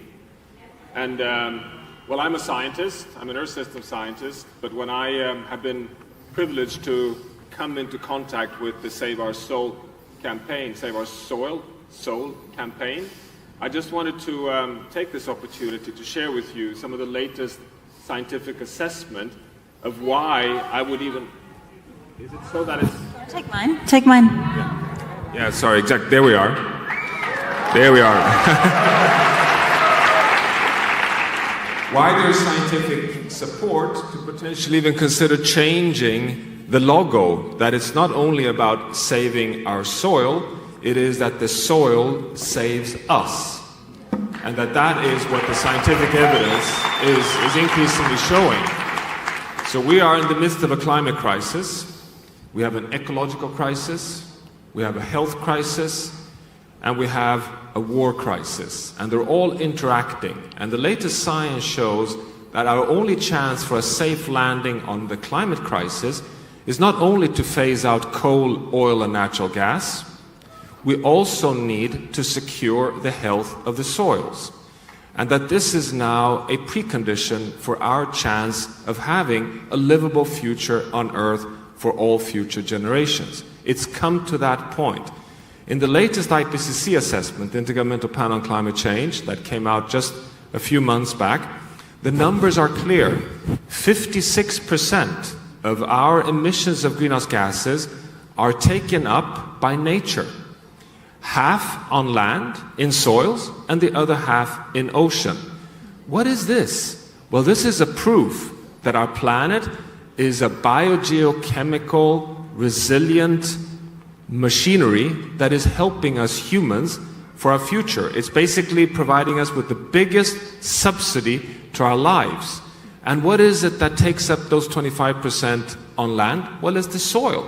It is the ability, just as Sadhguru pointed out, of healthy soils having organic matter, soil moisture, rooting systems that provides life on Earth, the photosynthesis that makes all our species on Earth, including Homo sapiens, having any chance of a future. And it's now providing, since 150 years, this phenomenal capacity of just adding more buffering. It is dampening the enormous debt that we've caused and threat that we've caused on planet Earth. How are we doing then to take care of nature, to continue having this service? Well, we're doing really bad. We're doing so bad, so the latest science shows that the richest terrestrial ecosystem on Earth, the Amazon rainforest, has just tipped over from being a carbon sink, taking up carbon in the soils, to now being a carbon source. This is nothing but a nightmare finding. We have more and more scientific evidence that we now need to halt all forms of expansion of agriculture because soil that we now manage to produce food for infrastructure, for cities, is a major emitter of greenhouse gases. In fact, it's the single largest emitter of greenhouse gases. So the only reason that soil is helping us is the intact nature. So we are doing really bad job on the soil that we're managing to produce food primarily, but also for grazing lands. And we have our last chance is really to safeguard intact nature, but also, of course, doing what you, Sadhguru, are such a strong ambassador for, to become clever stewards of the soil that we manage, to have good food for humans, but also to invest in management practices that builds carbon, that builds more moisture in the soils, that gives us more healthy food production. And the good news is we know how to do it. It's just amazing that we're not investing in the biggest opportunity we have, namely to restore health of soils. So the soil is today on a pathway towards undermining livability on Earth, but it's also potentially the biggest opportunity we have to shift the dial and move in the right direction. So I really applaud you in this not only saving soil, but the Soil Save Us campaign.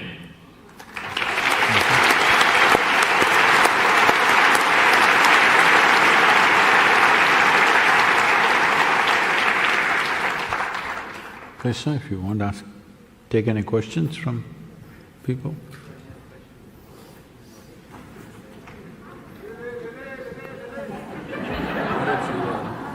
We'll just continue with questions.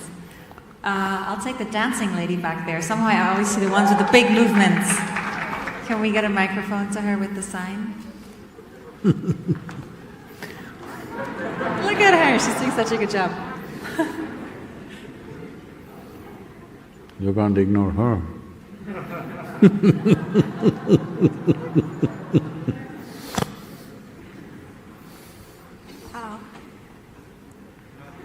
test. Oh, okay. Hello, everyone. My name is Susan. My confession is I'm from Germany and also India. So my question is, if we together can have a global rule or implement a global rule, what does it contain? What would you put into that global law or rule?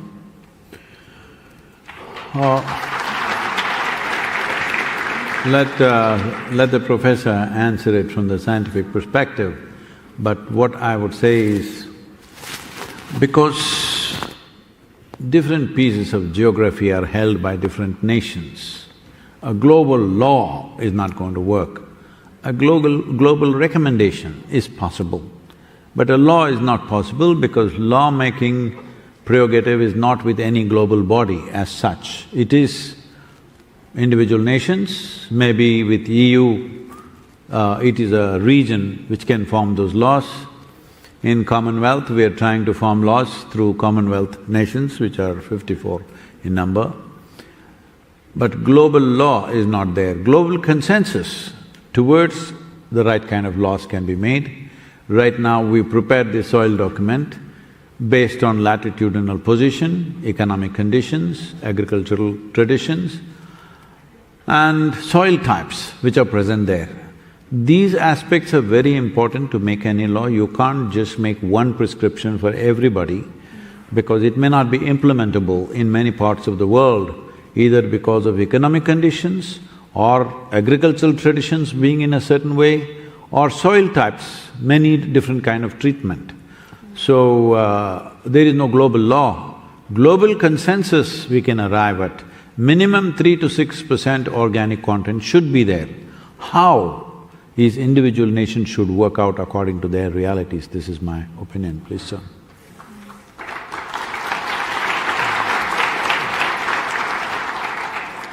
Well, we're talking soils here tonight. To give you one support to Sadhguru's principle, all soil in the world should have at least 3% organic carbon.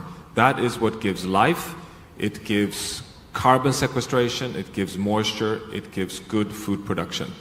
An average African soil has 0.3%. It's been degraded to a point which explains why we have on average 1 ton per hectare on food crops, on millet, sorghum, maize, across most parts of sub-Saharan Africa. Can you imagine if you would go from 0.3 to 3%? In Africa, you would help the climate, you would help African development, you would secure food health, you would get rid of malnutrition, and you would move towards a positive development. Ukraine has the world's richest soil. The famous black cotton soils in Ukraine, the breadbasket of large parts of the world. 85% of the grain imported to Egypt at the moment of the Arab Spring came from Ukraine and Russia. You may know that when the people took to the streets in Ukraine during the Arab Spring, the slogan was bread, freedom, dignity. Bread, freedom, dignity. Because the food prices had gone skyrocketing. Why? Because of forest fires that put a ban on exports on grain from Russia and Ukraine, and droughts in Australia, attributed to climate change caused by us humans. Soil and food causing and triggering instability, which gave the rise to the Arab Spring. Soils is the core of that principle. So I would say that is really one of the key principles. But the second one, dear friends, is that we're actually at risk of destabilizing the whole planet. And what is it that regulates the health of the planet? Well, it is the planetary boundaries. The planetary boundaries is not only climate, it's the soils, it's biodiversity, it's fresh water, it's nitrogen, it's phosphorus, it's air pollutants, and it's chemicals. We need to keep all these within safe boundaries. We call that the safe operating space for humanity. Science now provides safe quantities for all of these boundaries. So I redefine sustainable development and human dignity in the following way. prosperity and equity within planetary boundaries. That is, to me, the rule for humanity in the future.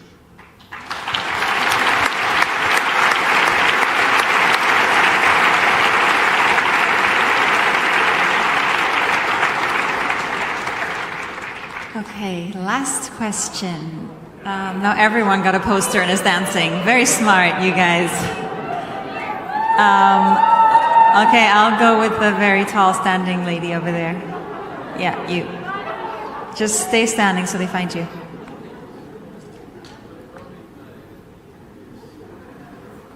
Hi everyone. My name is Veronica. I come from, born in Russia, lived in Slovenia. My question to you was, we here now talk about the government and the population, I mean the civilians, but businesses play also a huge role in this circle. And my question would be, what is right now the agenda of circular economy and the future of how businesses impact the change itself, including soil, of course? Thank you.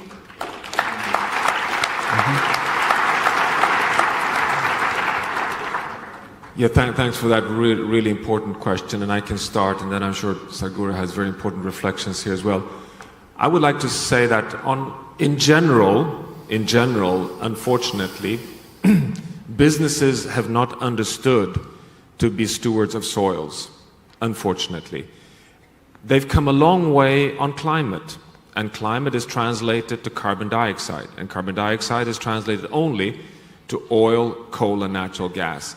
And we should actually, in a way, almost celebrate that companies, businesses have come a long way to understand that circular economic business models to phase out fossil fuels is really happening. And Germany is actually a country that is really committed to land a net zero German welfare economy by 2045, and I applaud Germany for that, and I think Germany will succeed. But the problem is that we haven't recognized that it's equally important to do the same thing on soils.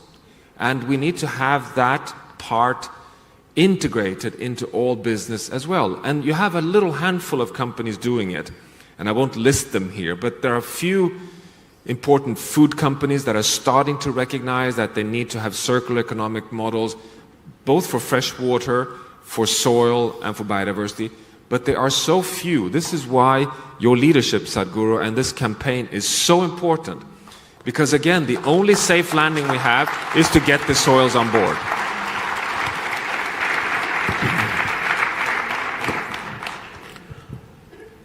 Say, I would like to treat businesses, because many businesses have become almost as large as nations. They're like small nations by themselves. Corporates have become that large. So a business institution or a company is also like an individual. They can make a difference, their footprint is way bigger than an individual person, but still, how much a person is willing to do consciously? If every one of us consciously dealt with this, it would have been a different affair, but that's not happened.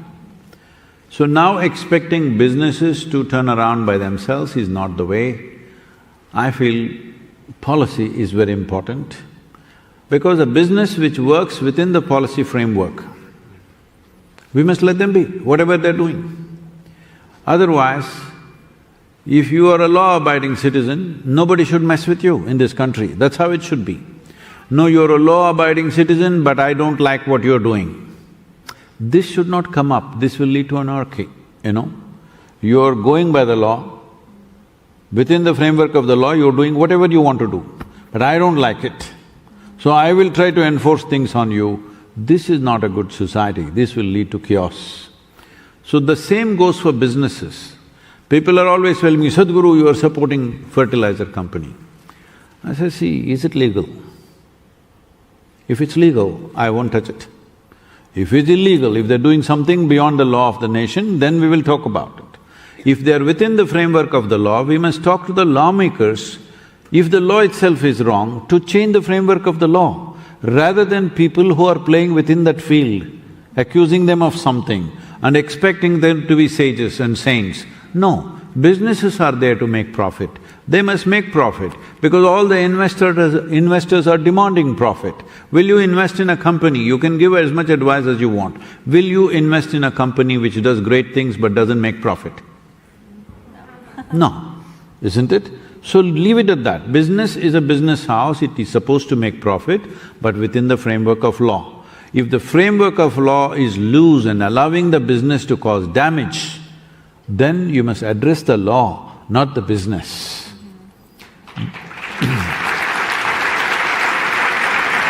So but at the same time, I've been talking to business leaders for last 25 years, non-stop in various conferences across the world. What I see is there is a phenomenal shift in the way business leaders are thinking. I've personally, worked with a few of them and they have quietly changed their businesses in such a way that it is far more eco-friendly than what it was 20, 30 years ago. And many businesses are doing that by choice. That is great, we appreciate them, but still that's not the way to do it. The policy should make sure whatever business you run is beneficial to everybody. That is the business of the policy makers. It is very important policy makers should plug all those holes which allows business to exploit that. Because within the framework of the policy, business is supposed to play a smarter game than its competition. If you don't allow them that, if both of us are running a business, if I tell her, you must be good and I will make profit, this is not going to work, all right? Both of us are striving to make profit. Only if we break the framework of law, then there is a penalty for that. Within the framework of law, we are making money, that should not be a problem. The moment you question that, you are questioning the fundamental framework of the world's economy itself. Don't do that, because that will lead to a much greater problem. Whenever something is inconvenient, you start throwing stones at somebody. This is not a good thing to do, this is a complete no-no. If you think a particular law is allowing businesses to do unjust things upon people or damaging, let us not even use the word unjust, damaging things to the world, we must tend to the law, fix the law in such a way that such activity cannot happen. As a part of this, now I'm addressing in the COP15 by UNCCD. This is a professor should know the aspects behind this. See, climate change and global warming and this carbon fuels, this fossil fuel burning, this gets 97% of the attention and the budget. Only 3% goes towards soil. So COP15, COP26 you heard all over the place. COP15 is happening. I participated in COP14 and now it's COP15 in Ivory Coast. During this journey, I'm taking a two-day break and going to Ivory Coast and I'm addressing 170 nations. We are quite certain, because UNCCD is a strong partner, plus the other UN agencies, we are quite certain some kind of policy agreement will happen towards soil, because what we are offering or what we are asking for is so simplistic, nobody can say no to it. What I'm saying is, this is all. 3 to 6% organic content should be there in the soil.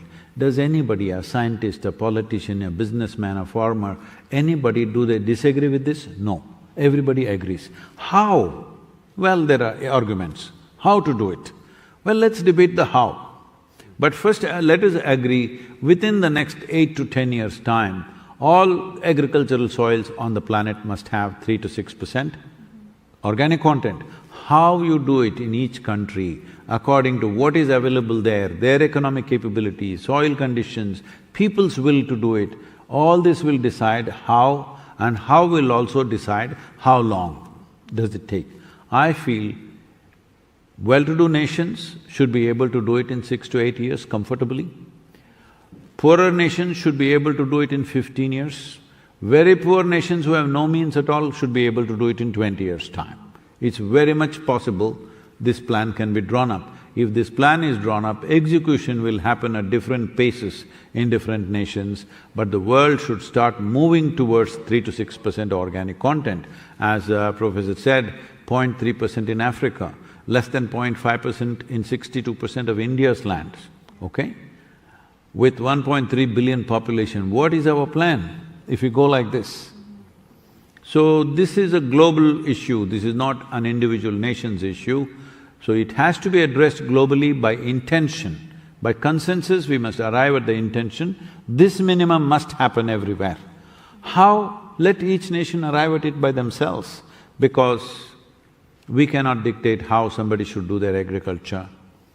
There are many aspects attached to it. I have a question for… microphone is off. Oh, no, it's on.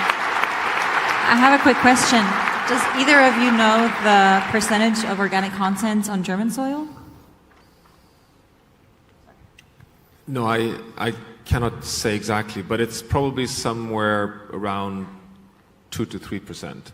So it's… and that's let's say a privilege of being in the temperate northern hemisphere, because there's more moisture, there's lower temperature, so soils, even if you misbehave, tend to have higher organic matter. So that is a challenge on the savannah or in India to maintain and build organic carbon. But the science shows that nothing hinders us to go from 0.3, 0.4 up to 3–4%. It can be done, but it needs clever, wise management.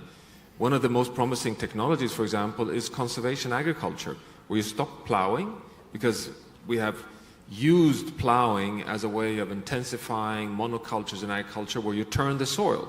But when you turn the soil, you burn carbon and you expose the soil to the sun, and this works quite well in Germany when it's colder, but it doesn't work at all in intensive rainfall tropical regions of the world. If you stop plowing and instead you build more organic carbon in the soil by having legumes, by more intercropping, by more green matter, you can actually build carbon very quickly, and every farmer knows that that is what makes my soil productive. So it's a beautiful win-win strategy, and this is what we need to see.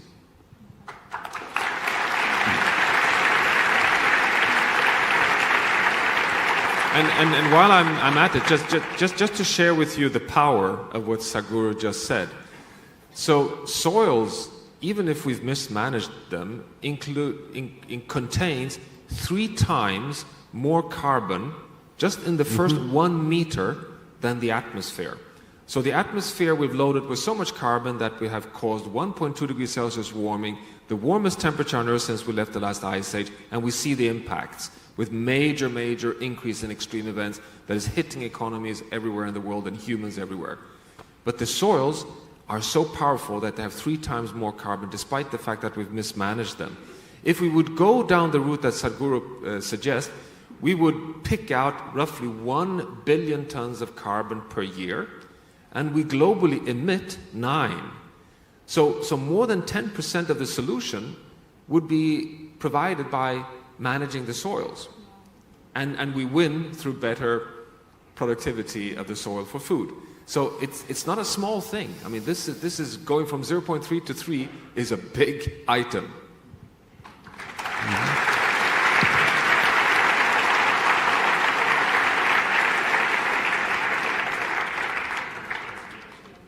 Now already people have been on the chair, you need to go higher.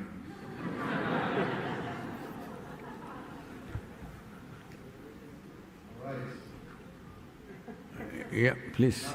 Sadhguru, I have a wonderful young lady, she is 6 years old, from Poland, and she has a very nice present for you. This is Susie, and this is Sadhguru.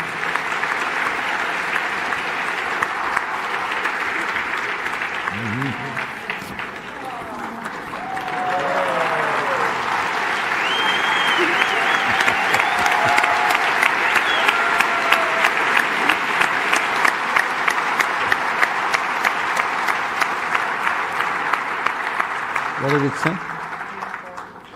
This is the name, is it? What's the name? What's your name? SaveSoil, and in Polish, Rachumi Glebe. Is it right? Ich schau zur Mama da vorne. Okay. Rachumi Glebe. Anna, thank you. So Susie, it's a big honor. Thank you so much. Now we have a new friend. Thank you very much.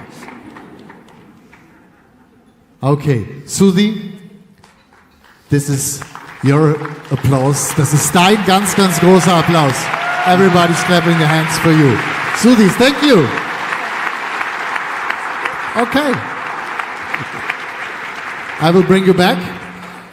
Sadhguru, Toni, Professor Rockström, thank you a lot for a wonderful impact.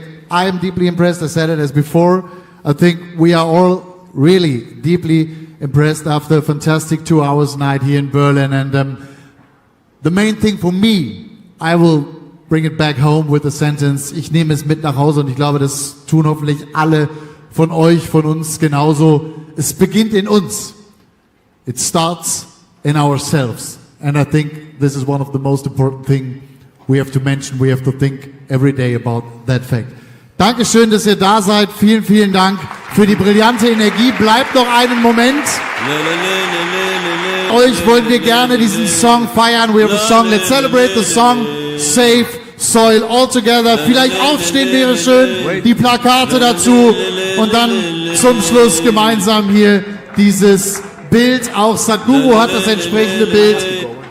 Professor Rockström muss gerade gehen. Thank you so much. Dankeschön. Die nächsten Termine warten. Toni, brilliant job. Thank you a lot. There is a soil anthem that all of you... And here's the soil anthem now. With our band, we have this one.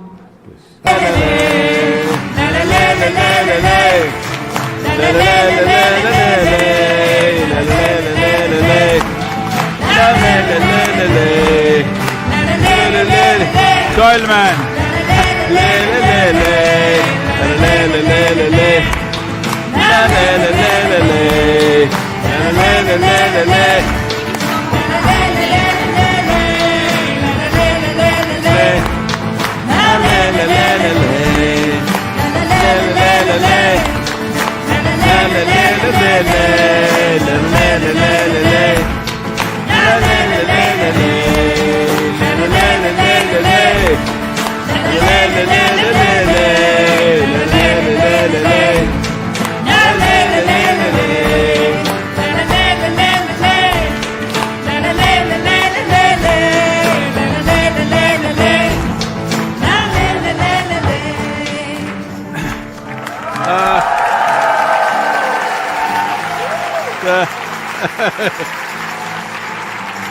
The next 100 days, next 100 days, every day, at least 10 to 15 minutes, dedicate your time to enhance the message.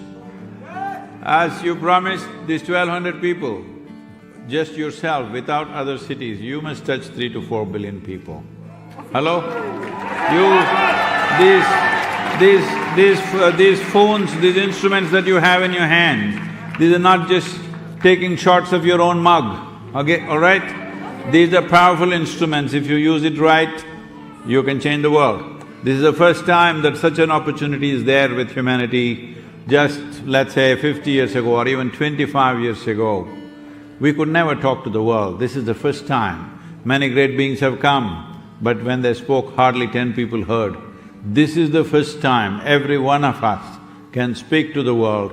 When we have this means, when we have these technologies, and when we have the capability, if we don't do something that is so significant for us and for future generations, it shows that we just don't care enough. That's what it means. In our lives, if we do not do what we cannot do, there is no issue. But in our lives, if we do not do what we can do, we are a disaster. Are we a disaster? No! To save soil, let's make it happen.